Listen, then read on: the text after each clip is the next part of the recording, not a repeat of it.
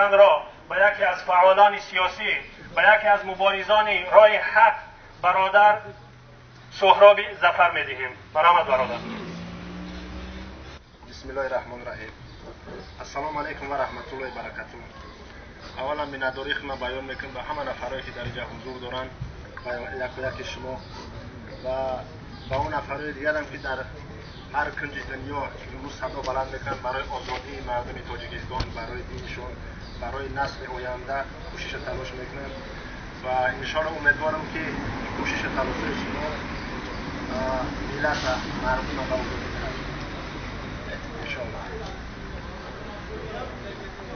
این روزها البته مشاهده کردن میشود که صف مبارزان روز زیادتر قوی‌تر شده الحمدلله و هر یک قدمی که ما و شما میکنیم علیه ظلم مطمئن باشه انشاءالله این رژیم امروزه را به نیستی میبره و مردم را به آزادی.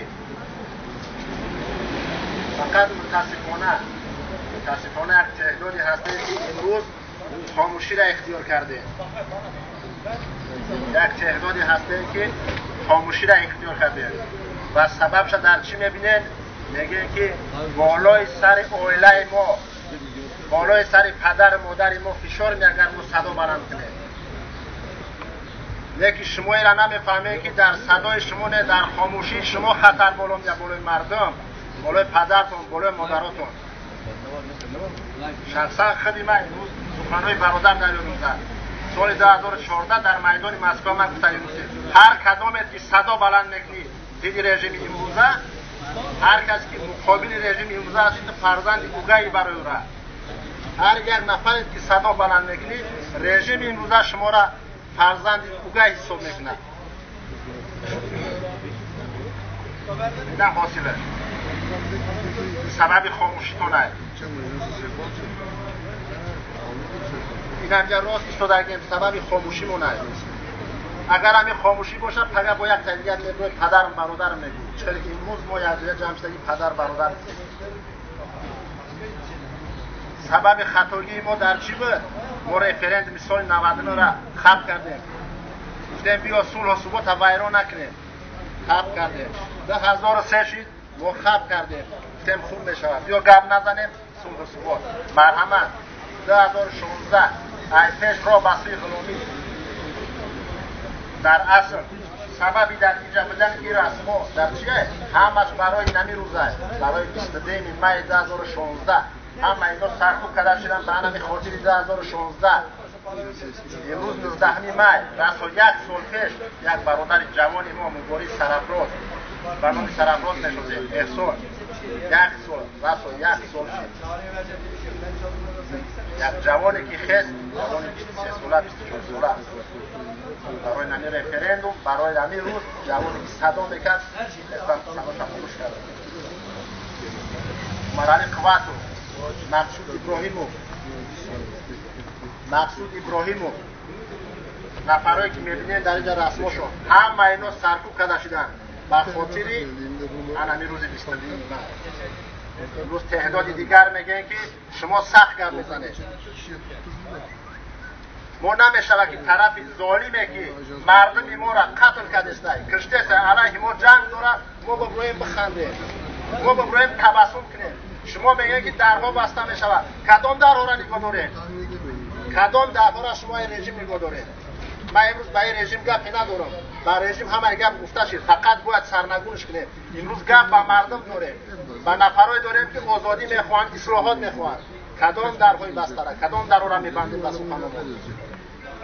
شما ای جانبی رژیم فقط تا در برای شما بوده، یکش زندان است، دیگرش قبر.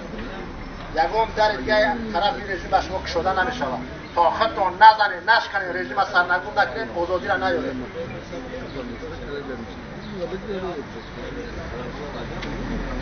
همه نفری که سرکوب کرده شدن فقط به خاطر رفرندوم، فقط به خاطر رفرندوم. اگر که امروز خاموشی را بگیریم آینده یک رسمای پدرمون ما اینجا نمیمونه، مادر را نمیمونه، تمام ملت مردم نمیمونه.